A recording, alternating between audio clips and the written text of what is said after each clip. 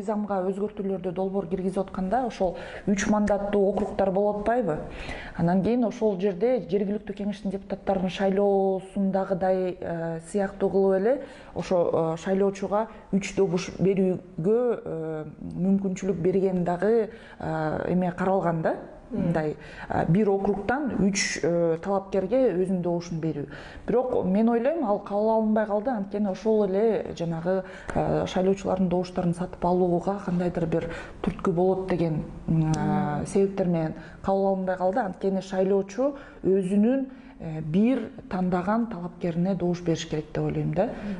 Ошон үчүн ушундай калтырып коюшту го дейм да. Ошон үчүн бир эле мүмкүнчүлүк болгондугуна байланыштуу, өзүнүн округунан бир эле депутатты тандоого, шайлоого мүмкүнчүлүгү болгондугуна байланыштуу бул ойлойм мен шайлоочу эң биринчи учурда мына биякта айткандай талапкерлерге болгон чаралар күчтүү абдан. Бирок шайлоочуга болгон чаралар менин оюмча жетишсиздик да. 1000 сом штраф, айып пул салынат. Ал өзү дагы аны если он признается, ага ал айып пул колдонулбайт да.